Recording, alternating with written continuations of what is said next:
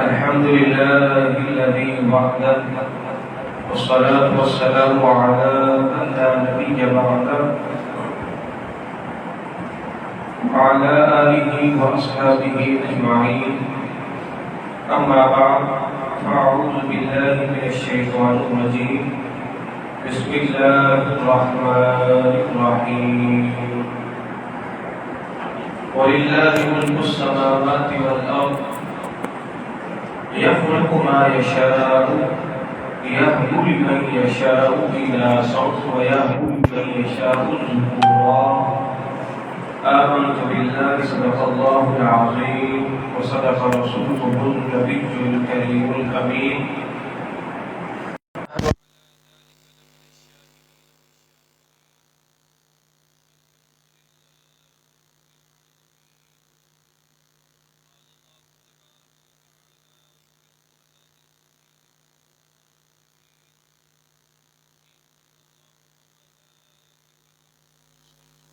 النبي يا أيها الذين آمنوا صلوا عليه وسلموا تسليما.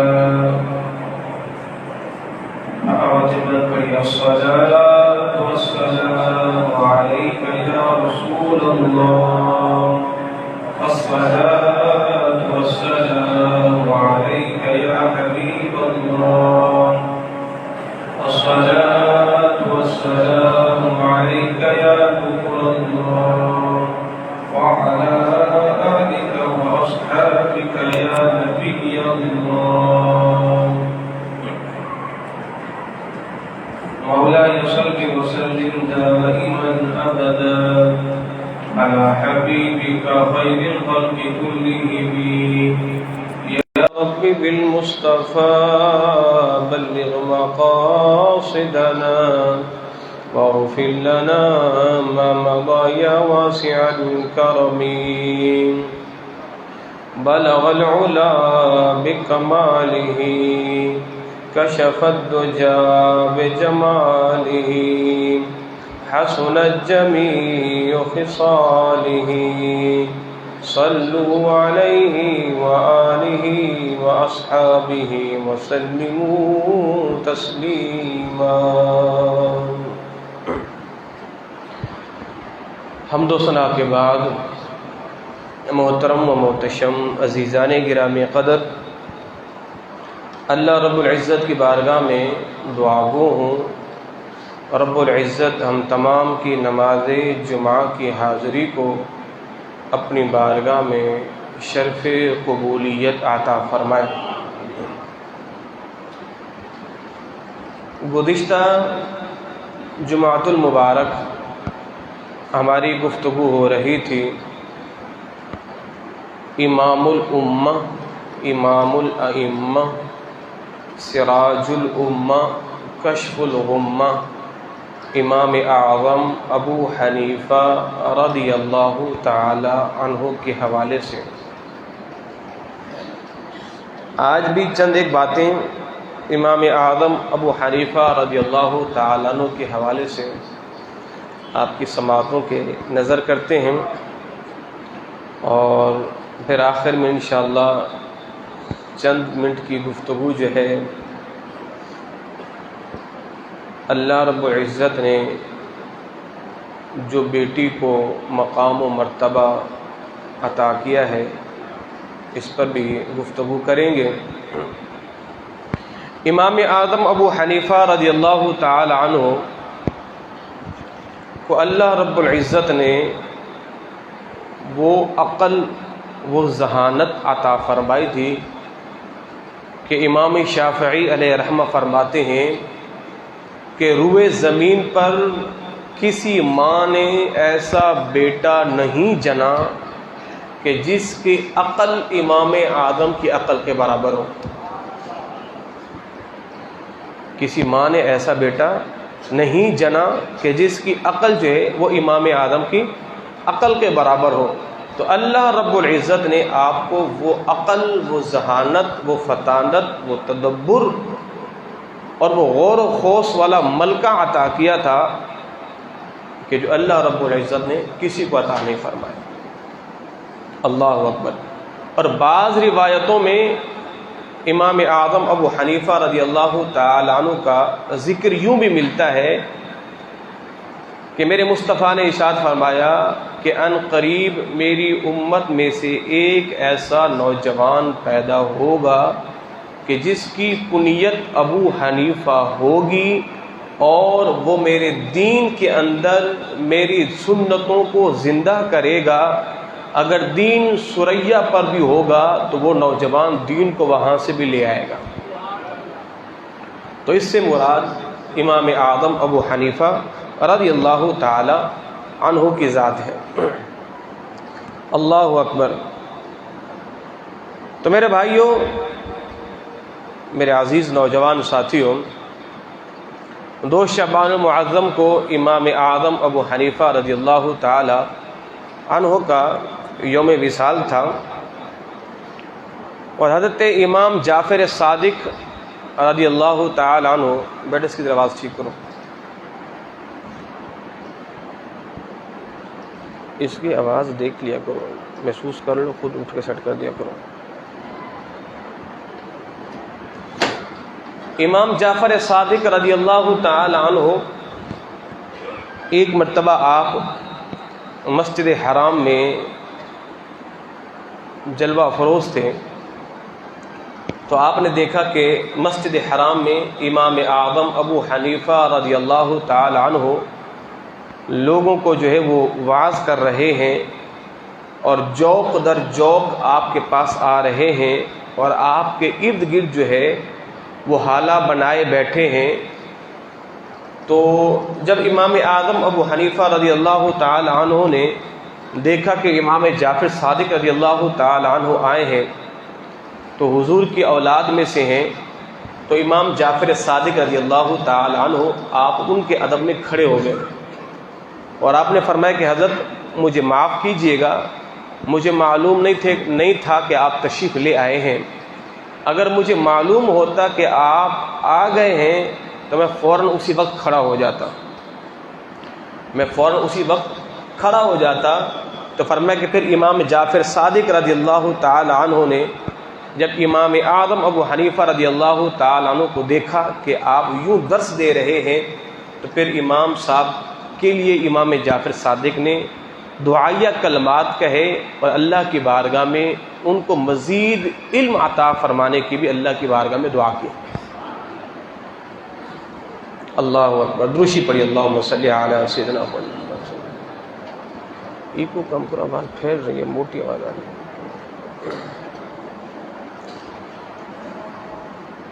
تو اللہ رب العزت نے وہ ملکہ اور وہ قوت گویائی عطا فرمائی تھی کہ جو کسی کے بھی حصے میں نہیں آئی. اللہ اکبر. اور صبر کتنا دیا تھا اللہ رب العزت نے کہ امام اعظم ابو حنیفہ رضی اللہ تعالی عنہ کو ایک نوجوان نے زوردار تھپڑ مار دی.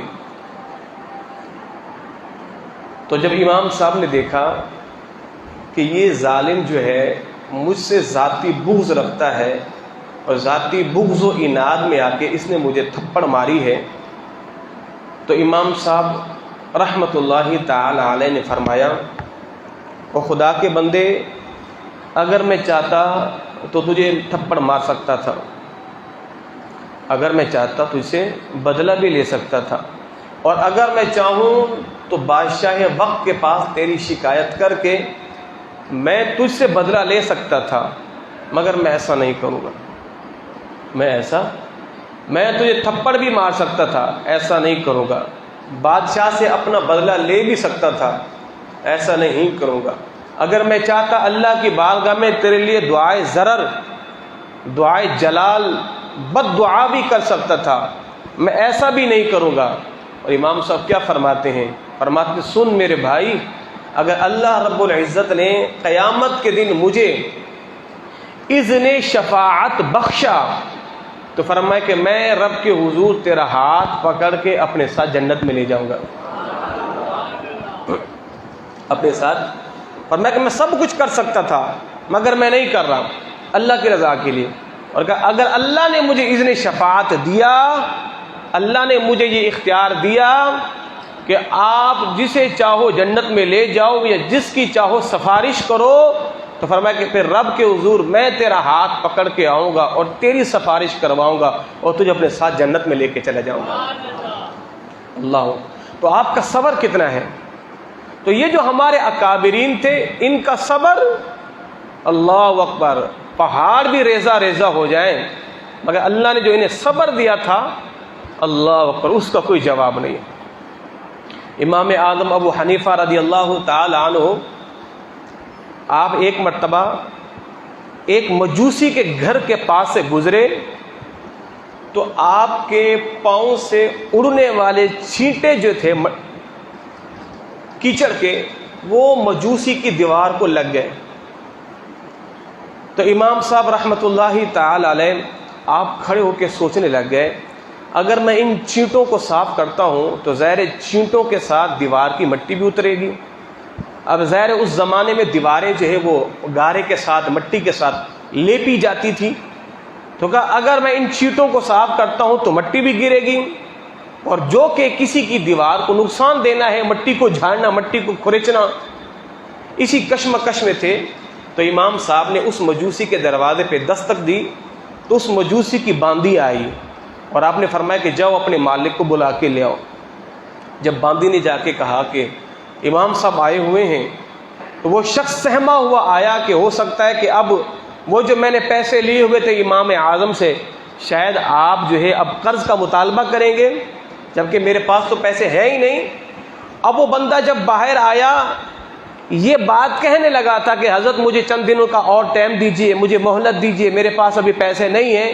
ابھی یہ کہتا امام صاحب نے پہلے اپنا مدعا پیش کر دیا، کہا دیکھو میاں، ابھی میں یہاں سے گزر رہا تھا اور میرے پاؤں سے اڑنے والے چھینٹے تمہاری دیوار پہ لگے ہیں، میں اس کشمکش میں ہوں کہ ان کو میں صاف کیسے کروں، میں ان کو صاف کیسے کروں۔ تو وہ مجوسی کیا کہتا ہے، حضرت چھینٹوں کو بعد میں صاف کیجیے گا، چھینٹوں کو بعد میں صاف کیجیے گا، دل پہ جو کفر کا داغ ہے پہلے اس کو صاف کر دیجیے۔ چھینٹوں کو بعد میں صاف کیجیے گا، دل پہ جو کفر کا داغ ہے پہلے اس کو صاف کر دیں، اور مجھے کلمہ پڑھا کے مسلمان کر دیں، مجھے کلمہ پڑھا کے مسلمان کر دیں۔ تو ہمارے ائمہ کرام، اللہ اکبر، امام محمد رحمۃ اللہ تعالی علیہ، امام اعظم کے شاگرد، اتنے خوبصورت، اتنے حسین و جمیل، اللہ اکبر، جب آپ واعظ دیتے تھے نا امام محمد رحمۃ اللہ تعالی علیہ، تو دور دور سے لوگ آپ کا دیدار کرنے کے لیے آتے تھے، دور دور سے لوگ آپ اتنے خوبصورت تھے، اللہ اکبر۔ اور کہتے ہیں ایک مرتبہ ایسا ہوا، امام محمد رحمۃ اللہ تعالی علیہ بیٹھے درس دے رہے تھے، تو لوگوں کی لائن لگی ہوئی تھی، تو ایک بوڑھیا عورت آ گئی جو کہ کافرہ تھی۔ جب اس نے آ کے امام محمد رحمۃ اللہ تعالی علیہ کو دیکھا اور آپ کا حسن و جمال دیکھا، تو کیا کہتی ہے، اللہ اکبر، یہ تو چھوٹا محمد ہے، یہ تو چھوٹا محمد ہے، اس کا حسن و جمال اتنا ہے، تو پھر بڑے محمد کے حسن و جمال کا کیا کہنا، پھر بڑے محمد کے حسن و جمال کا کیا کہنا، اللہ اکبر۔ تو جب امام محمد رحمۃ اللہ تعالی علیہ کا وصال ہوا نا، تو ایک ہجوم تھا لوگوں کا جنازے کو کندھا دینے کے لیے، اس کے اندر غیر مسلم بھی تھے، یہودی بھی تھے، اس لیے کہ امام محمد رحمۃ اللہ تعالی علیہ نے جو آپ نے کتب تحریر فرمائی ہیں، ایک انگریز مورخ کہتا ہے اگر امام محمد نبوت کا دعویٰ کر دیتے نا کہ میں نبی ہوں، اور بطور دلیل اپنی کتابیں پیش کر دیتے، تو لوگ ان کو نبی مان لیتے، لوگ انہیں نبی مان لیتے، اللہ اکبر۔ تو جب امام محمد رحمۃ اللہ تعالی کا وصال ہوا نا، تو یہودیوں نے بھی کہا کہ مسلمانوں کا بہت بڑا امام تھا، اس نے جو ہے دین کا بڑا کام کیا ہے، تو ہم بھی اخلاقاً جا کے کندھا دے دیتے ہیں، اللہ اکبر۔ تو جب امام محمد رحمۃ اللہ تعالی کی میت کو کندھا دینے کے لیے غیر مسلم بھی آئے، کافر بھی آئے، یہودی بھی آئے، تو پھر ظاہر ہے یہ جو معمول تھا کہ کلمہ شہادت کہنا، اشہد لا الہ الا اللہ، تو علماء کرام کہتے ہیں کس نے کہا کہ کلمہ شہادت اشہد اللہ الہ الا اللہ، تو کہا کہ مسلمانوں نے تو کہا ہی کہا اشہد اللہ الہ الا اللہ، غیر مسلموں کی زبان پر بھی اشہد اللہ الہ الا اللہ جاری ہو گیا، غیر مسلموں کی زبان پر بھی اشہد اللہ الہ الا اللہ۔ تو فرماتے ہیں کہ ہمارے اکابرین تو وہ ہیں اگر حیات ہوں تب بھی لوگوں کو اسلام میں داخل کرتے ہیں، اگر پردہ کر کے جا رہے ہوں تب بھی لوگوں کو اسلام میں داخل کر دیتے ہیں۔ اللہ اکبر۔ تو یہ امام محمد رحمۃ اللہ تعالی علیہ، امام اعظم ابو حنیفہ رضی اللہ تعالی عنہ کے خاص شاگردوں میں سے ہیں۔ حضور داتا گنج بخش علی حجویری کشف المحجوب میں فرماتے ہیں کہ حضرت یحییٰ بن معاذ رحمۃ اللہ تعالی علیہ، آپ نے خواب میں سرکار مصطفیٰ صلی اللہ تعالی وسلم کو دیکھا اور عرض کی یا رسول اللہ میں آپ کو کہاں تلاش کروں، میں آپ کو کہاں تلاش کروں؟ تو میرے مصطفیٰ نے فرمایا کہ مجھے ابو حنیفہ کے علم میں تلاش کرو، مجھے ابو حنیفہ کے علم میں تلاش کرو۔ اور ایک روایت میں یہ ہے کہ مجھے ابو حنیفہ کے جھنڈے کے نیچے تلاش کرو، مجھے ابو حنیفہ کے جھنڈے کے نیچے تلاش کرو۔ فرماتے ہیں اس دن سے پھر میرے اندر امام اعظم ابو حنیفہ رضی اللہ تعالی عنہ کی محبت جو ہے وہ بڑھ گئی۔ امام صاحب نے کتنی پیاری بات ارشاد فرمائی ہے خوف خدا اور فکر آخرت پر۔ آپ فرماتے ہیں انسان بھی کتنا بڑا عجیب ہے، اپنی محبوب جان کے لیے گناہ کرتا ہے اور اپنے مبعوث ورثاء کے لیے مال جمع کرتا ہے۔ ایسا ہی ہے نا، انسان اپنی محبوب جان کے لیے گناہ جمع کر رہا ہے اور وہ ورثاء کے جو اس کا مال ہڑپنے کو بیٹھے ہیں ان کے لیے مال جمع کر رہا ہے۔ ہونا تو یہ چاہیے تھا کہ اپنی جان کے لیے ذخیرہ نیکی کرتا، مگر کہ اے انسان اپنی محبوب جان، ہر ایک انسان کو اپنی جان محبوب ہوتی ہے، تو اپنی محبوب جان کے لیے تو گناہ کر رہا ہے اور اپنے ورثاء کے لیے جو تیرا مال ہڑپنے والے ہیں، تیرا مال چھیننے والے ہیں، تیرے مرنے کے بعد مال کو بانٹنے والے، ان کے لیے مال جمع کر رہا ہے۔ تو کہا ایسا مت کرو، اپنی جان کے لیے آخرت میں نیکیوں کا ذخیرہ جمع کرے۔ اللہ اکبر، اللہ اکبر۔ تو یہ چند ایک باتیں تھیں امام اعظم ابو حنیفہ رضی اللہ تعالی عنہ کے حوالے سے کہ جو میں نے آپ کی سماعتوں کے نظر کیا۔ آپ کی ذہانت، آپ کا علم، اس کائنات میں امام اعظم جیسا فقیہ پیدا نہیں ہوا، امام اعظم جیسا فقیہ کوئی پیدا نہیں ہوا۔ اللہ اکبر۔ امام اعظم ابو حنیفہ رضی اللہ تعالیٰ عنہ کے زمانے میں چور آئے ایک شخص کے گھر میں اور اس کی چوری کی۔ جب چوری کی تو گھر کے مالک نے چوروں کو پہچان لیا، گھر کے مالک نے چوروں کو پہچان لیا۔ اب وہ چور بھی کتنے پڑھے لکھے تھے، وہ چور بھی کتنے پڑھے لکھے تھے۔ اب ان کی چال دیکھیں، وہ چور پتہ ہے کیا کہتے ہیں؟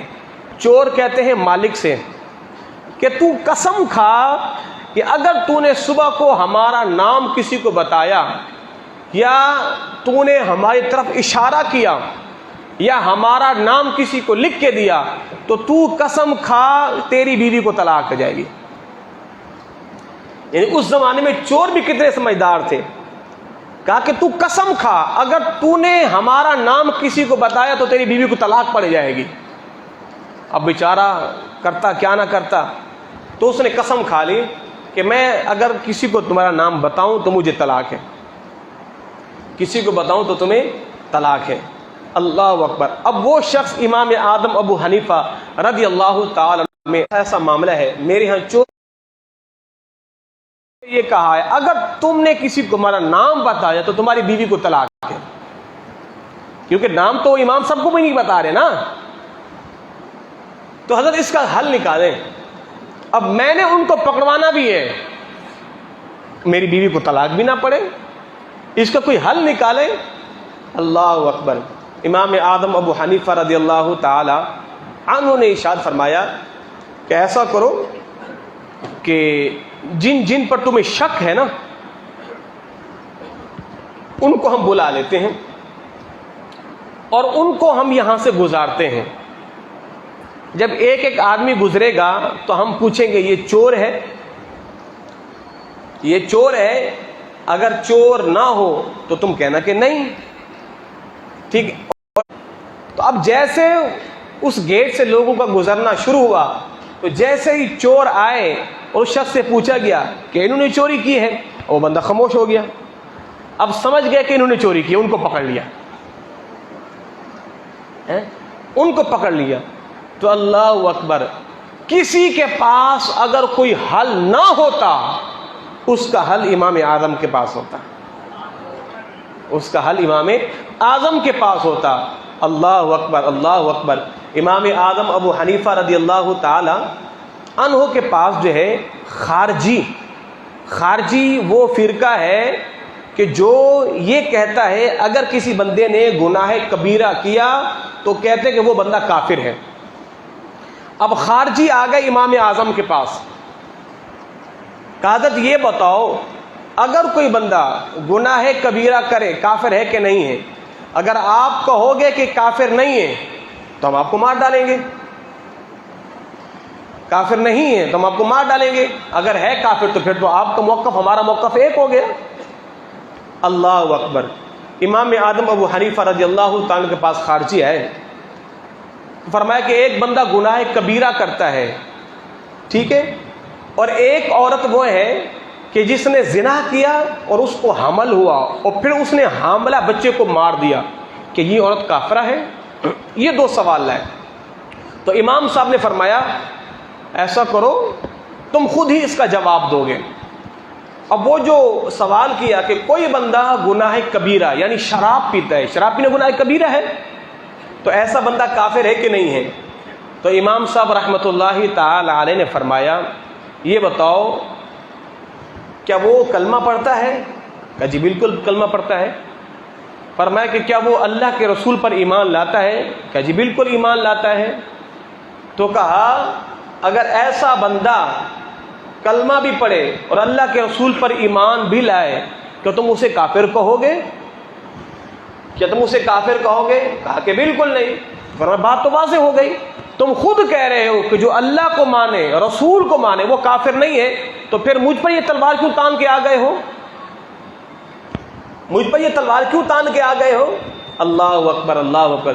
تو اللہ رب العزت نے امام اعظم ابو حنیفہ رضی اللہ تعالیٰ عنہ کو وہ مقام وہ ملکہ عطا فرمایا تھا کہ جس کا کوئی بیان ہی نہیں ہے. تو اسے فرماتے ہیں نا ہمارے آقا ہمارے مولا امام اعظم، ہمارے ملجا ہمارے مأوا امام اعظم ابو حنیفہ.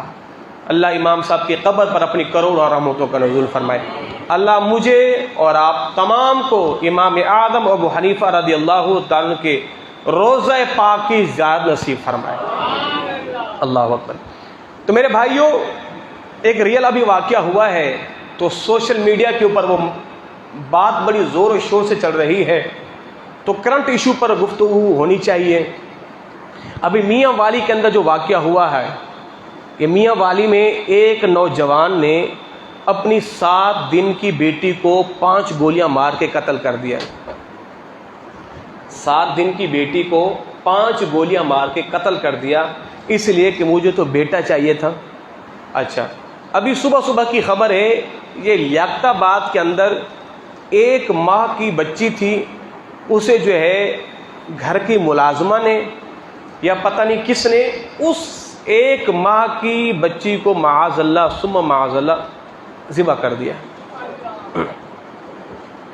اس کی ماں کو مار دیا اور پھر بچی کو گلا گھونٹ کر یا معاذ اللہ ثم معاذ اللہ، اللہ کی پناہ استغفر اللہ، اس کو قتل کر دیا ہے.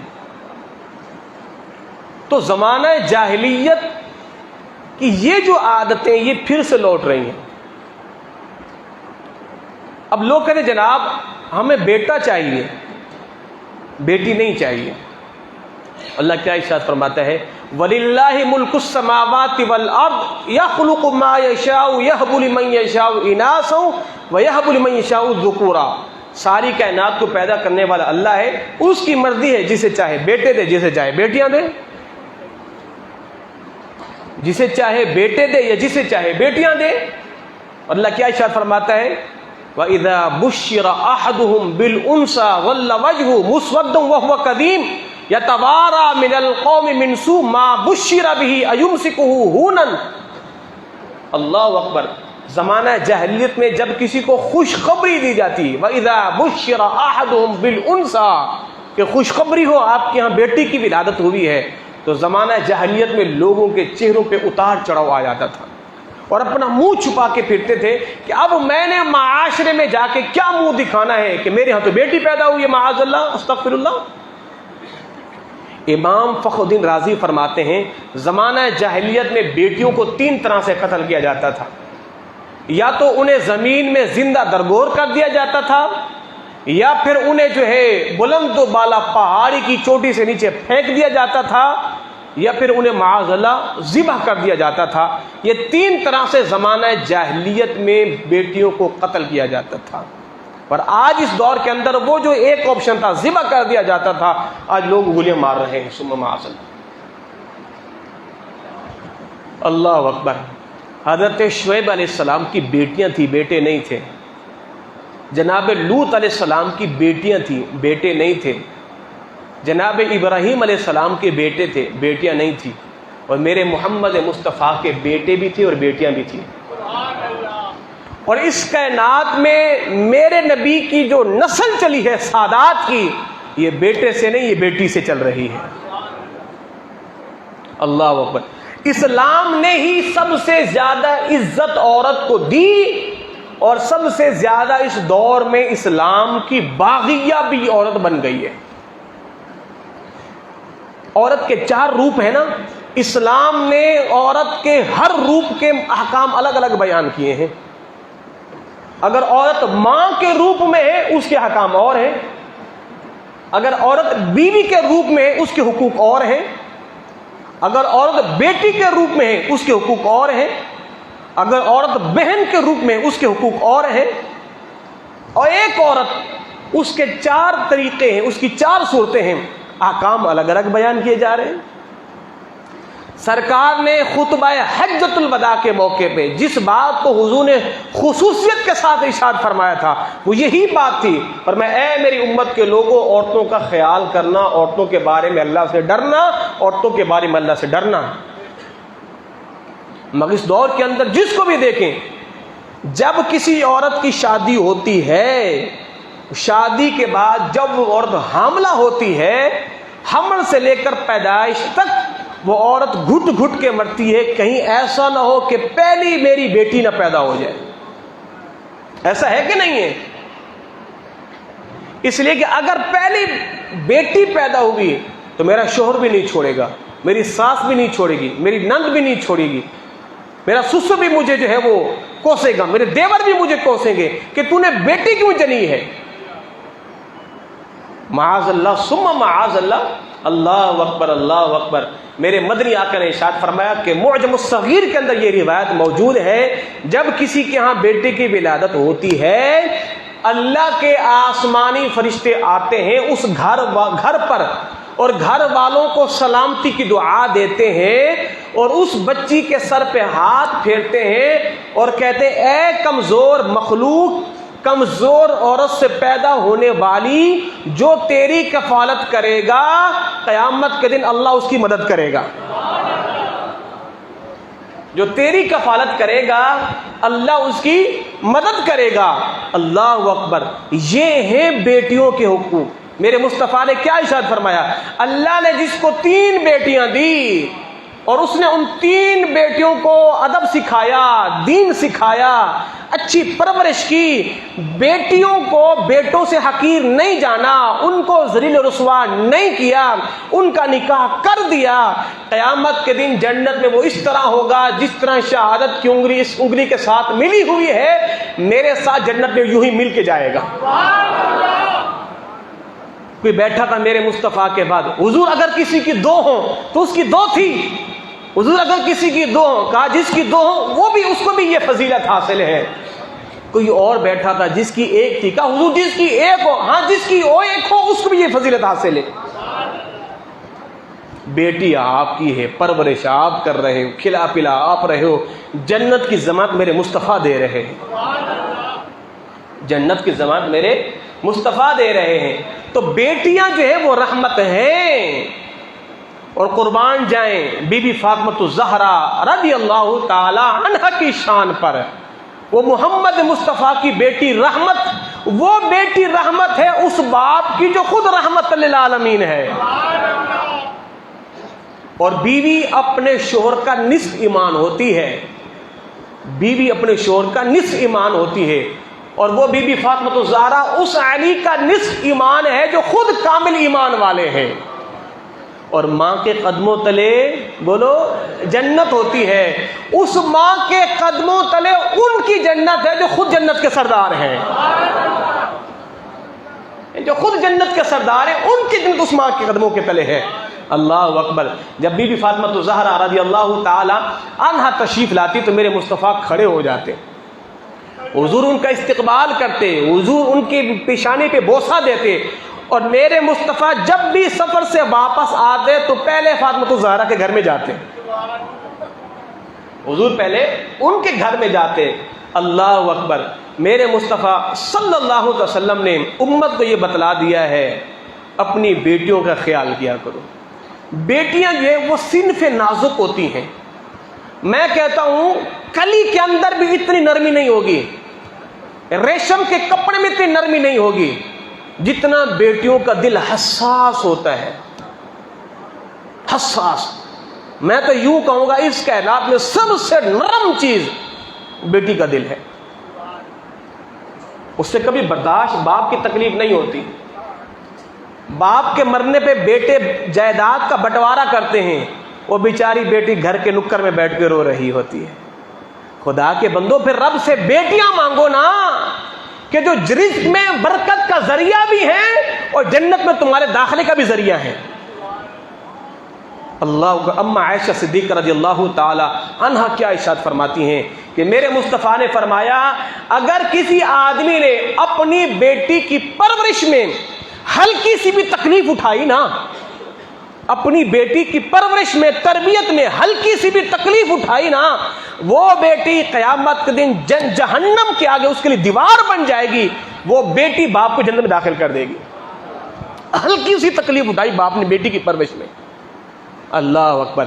اما عائشہ فرماتی ہیں کہ آپ کے پاس ایک عورت آئی، اس کے ساتھ اس کی 2 بیٹیاں بھی تھیں. تو اما عائشہ فرماتی ہیں میرے پاس ایک کھجور تھی، دینے کو کچھ تھا نہیں، میرے پاس ایک کھجور پڑی ہوئی تھی، تو وہ ایک کھجور اٹھا کے میں نے اس بیوی کو دے دی. اب اس نے کیا کیا، ایک کھجور لی، اس کے 2 ٹکڑے کیے، ایک حصہ اس بیٹی کو، ایک حصہ اس بیٹی کو. اس نے خود کچھ نہیں کھایا. اب وہ عورت چلی گئی. اما عائشہ فرماتی ہیں کہ یہ منظر مجھے بہت بھلا لگا، بڑا عجیب لگا. میں نے کہا دیکھو اس ماں کے اندر بیٹی کی محبت کتنی ہے. اب فرماتی ہیں جب سرکار آئے نا تو میں نے حضور سے عرض کی، میں نے کہا بندہ نواز ایک بی بی میرے پاس آئی تھی اور اس کو میں نے ایک کھجور دی تو اس نے 2 ٹکڑے کیے، آدھا اس بیٹی کو آدھا اس بیٹی کو. تو میرے مصطفیٰ نے فرمایا عائشہ تم تعجب کیوں کر رہی ہو، یہ تعجب والا معاملہ ہی نہیں ہے، اس لیے کہ یہ وہ کام کر رہی ہے جس کام کی وجہ سے اللہ سے جنت میں داخل فرمائے گا. اللہ اس کام سے اسے جنت میں داخل فرمائے گا. تو خدارا بیٹیوں کے پیدا ہونے پہ جشن منایا کرو بیٹوں سے بڑھ کر. بچے کی ولادت ہے، باپ عقیقہ کر رہا ہے، خوشی کا سما ہے، تو بیٹی پہ کیوں نہیں کر رہے؟ ہمارے علماء فرماتے ہیں بیٹا نعمت ہے، بیٹی رحمت ہے. تو آپ خوشی رحمت پہ مناؤ، رحمت پہ پوچھ گچھ نہیں ہے، نعمت پہ پوچھ گچھ ہے. ہاں اللہ اکبر. تو میرے مصطفیٰ صلی اللہ تعالی علیہ وآلہ وسلم کی 4 صاحبزادیاں تھیں. انبیاء کرام کے ہاں بیٹیوں کی ولادت ہوئی ہے. اگر کسی عورت کے ہاں یکے بعد دیگرے بچوں کی ولادت ہو، یقین کریں وہ عورت تو بیچاری مر جاتی ہے. وہ تو رو رو کے دعائیں کرتی ہے میرے ہاں بچی کی ولادت نہ ہو، بچی کی ولادت نہ ہو، میرا شوہر مجھے نہیں چھوڑے گا، میری ساس مجھے نہیں چھوڑے گی. شرم نہیں آتا تمہیں؟ اور بعض دفعہ جب لوگوں کے ہاں بچے کی ولادت نہیں ہوتی نا تو کیا کہتے ہیں، اے پروردگار ہمارے ہاں بچے کی ولادت نہیں ہو رہی، چل تو بیٹی ہی دے دے. معاذ اللہ ثم معاذ اللہ، یعنی بیٹی ہی دے دے، یعنی نہ ہونے سے بیٹی بہتر ہے. استغفر اللہ ثم معاذ اللہ. اللہ سے مانگے جو بھی دے مالک تیرا شکر ہے. اگر اللہ نہ دیتا تو پھر کیا کر لیتے؟ اللہ تمہاری عورت کو بانجھ کر دیتا تو پھر کیا کر سکتے تھے؟ اللہ تمہیں نامرد کر دیتا، تمہارے یہاں کوئی اولاد تو ہو ہی نہیں سکتی، پھر کیا کر سکتے تھے؟ اللہ نے تمہیں جنت کی کلیاں دی ہیں، بیٹیاں جنت کی کلیاں ہیں۔ میرے مصطفیٰ حضرت امام حسن اور امام حسین کو سونگھا کرتے تھے، حسن و حسین کو سونگھا کرتے تھے، اور حضور خود فرماتے تھے حسن و حسین سے جنت کی خوشبو آتی ہے۔ ایک مرتبہ امام حسن حسین کو میرے مصطفیٰ چوم رہے تھے، اقرا بن حابس نامی شخص، حضور آپ چوم رہے ہیں، میرے تو 10 بیٹے، میں تو کسی کو نہیں چومتا، پر میں خدا کے بندے تو نہیں چومتا میں نہ چوموں، تو نہیں چومتا میں نہ چوموں۔ اللہ اکبر یارو، بیٹی کی محبت کیا چیز ہے، اللہ اکبر اللہ اکبر۔ جب میں عمرے پہ گیا تو وہ میں نے واقعہ دیکھا، میں ہمیشہ لوگوں کو کہتا ہوں اس سے بڑھ کر یار بیٹی کا مقام کیا ہوگا۔ میں نے ایک شخص کو دیکھا، عربی تھا، وہ اپنی بیٹی کو لے کے نماز پڑھ رہا تھا، نماز عشاء تھی غالباً۔ اب اس نے اپنی بیٹی کو نا کندھے پہ بٹھایا ہوا ہے، جب رکوع میں جاتا ہے تو بیٹی پیچھے ہو جاتی ہے، جب وہ سجدے میں جاتا ہے تو بیٹی جو ہے اتر جاتی ہے، جب وہ قیام میں کھڑا ہوتا ہے تو بیٹی کو اٹھا کے کھڑا ہو جاتا ہے، بیٹی کو اٹھا کے کھڑا ہو جاتا ہے۔ تو میں نے کہا یہ نماز میں یہ طریقہ بڑا عجیب سا ہے، یہ طریقہ بڑا عجیب سا ہے۔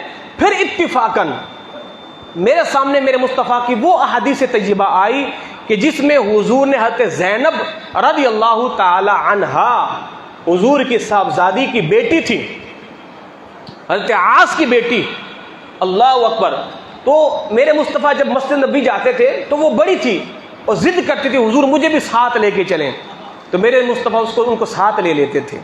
جب سرکار نماز پڑھتے تو حضور اپنی نواسی کو کندھے پہ بٹھا دیتے، اور جب سرکار سجدے میں جاتے تو حضور کی نواسی آپ کی گود میں بیٹھ جاتی، جب سرکار کھڑے ہوتے تو حضور پھر اٹھا کے کھڑے ہو جاتے تھے۔ تو جب اس شخص کو میں نے دیکھا، اس حدیث کو جب میں نے اپنی نظروں میں رکھا تو مجھے یہ منظر یاد آ گیا۔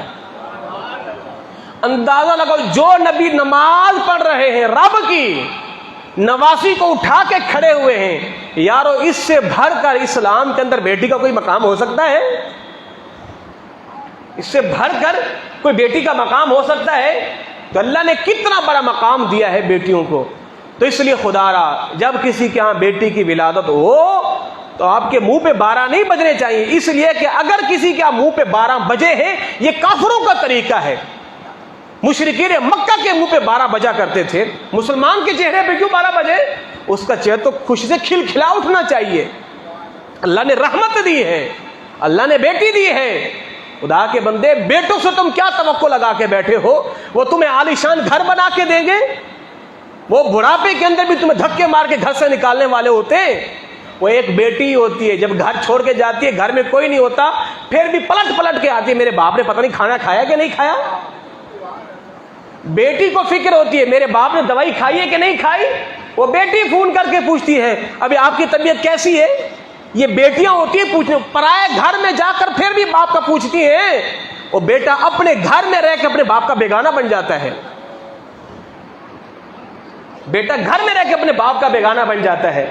تو خدا را بیٹیوں سے پیار کرو، ہاں، ایک کیا 10 بیٹیاں بھی ہو جائیں، اللہ نے کسی کو 12 بیٹیاں بھی دی ہیں، اللہ کی قسم خوشی سے اس کا چہرہ کھل اٹھے۔ خدا کے بندے، رب نے یہ ملے پسند کیا جب بھی تو دیا ہے۔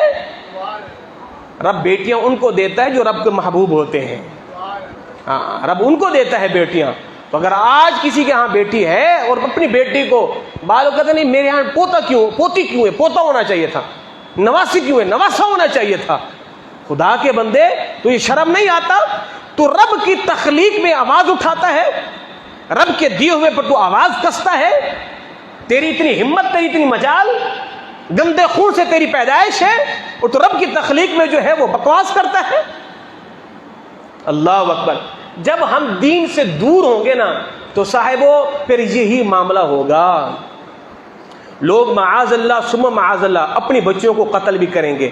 ایمان سے بتاؤ لوگوں پہ کیا گزری ہوگی؟ 5 سال کی معصوم سی بیٹی کو تم نے گولیوں سے بھون دیا، خبیث بدبخت انسان، تو رہتی، اگر تجھے اللہ قیامت تک کی بھی عمر دے تو روز روز مرے گا، روز روز مرے گا، کہ تو نے گناہ کبیرہ اتنا بڑا کیا ہے۔ اللہ اکبر۔ ایک شخص میرے مصطفیٰ کی بارگاہ میں حاضر ہوا، کلمہ پڑھ کے کہتا حضور میں اپنی بیٹی کو گھر سے لے کے گیا، اہل عرب جو ہے یا تو پیدا ہوتے ہی زندہ زمین میں درگور کر دیتے تھے. اللہ نے اگر کسی کو عمر حج کی سعادت بخشی ہے، آج بھی صفا مروہ کی پہاڑیوں کے پاس وہ قبرستان موجود ہے، جنت المعلی کے بالکل سامنے قبرستان موجود ہے، جہاں آج بھی وہ قبریں موجود ہیں، اور سعودی والوں نے ان قبروں کو سیکورٹی میں حفاظت میں رکھا ہوا ہے تاکہ لوگ آئیں، لوگوں کو پتہ چلے کہ زمانہ اسلام سے قبل یہ وہ لوگ ہیں کہ جو اپنی بیٹیوں کو زندہ درگور کر دیتے تھے. آج بھی قبروں کو موجود رکھا ہوا ہے. اللہ اکبر. تو بیٹیاں جو ہے وہ تو اللہ کی رحمت ہے. تو زمانے جہالت میں جب 7 سال کی بچی ہوتی تھی، اس کو بناؤ سنگھار کر کے، اس کو عطر لگا کے، خوشبو لگا کے جنگل میں لے جاتے اور کنویں کے پاس کھڑے ہو کے بیٹی کو کہتے بیٹا دیکھو نیچے کیا ہے.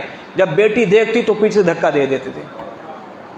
اب وہ شخص حضور کی بارگاہ میں آ کے کہتے یا رسول اللہ، زمانہ جاہلیت میں نے کلمہ نہیں پڑھا تھا، مگر آج جب میں نے کلمہ پڑھا ہے تو مجھے جب وہ دور یاد آتا ہے میری راتوں کی نیندیں خراب ہو جاتی ہیں.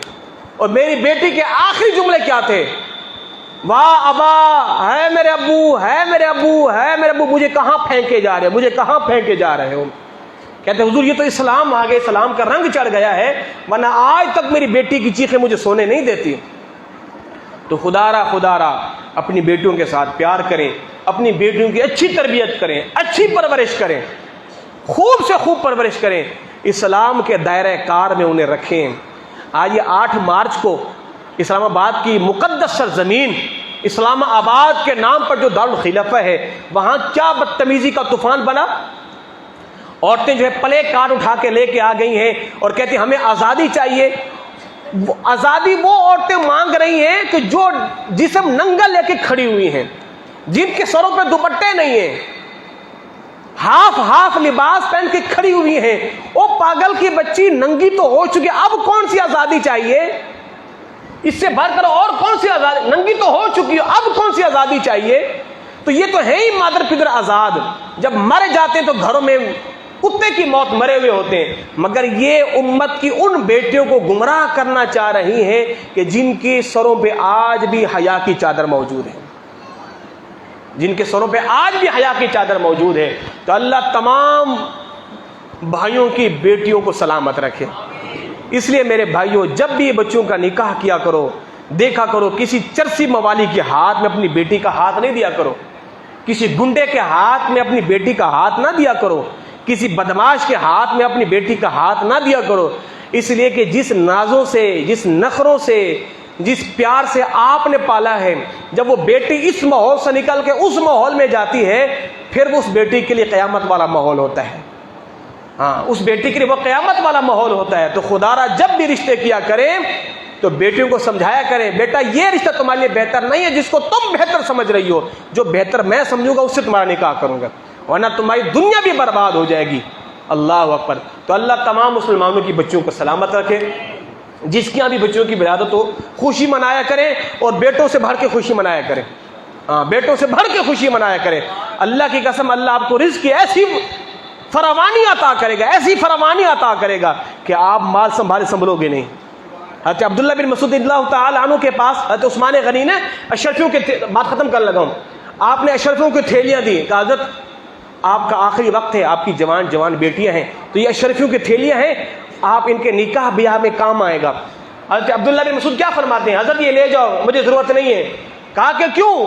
کہا اس لیے کہ میں نے اپنی بیٹیوں کو صورت واقعہ یاد کروا دی ہے. میری بیٹیاں روزانہ صورت واقعہ پڑھتی ہیں، اور میرے مصطفیٰ نے فرمایا جو صورت واقعہ پڑھے گا ان کی ہاں کبھی تنگ دستی نہیں آئے گی.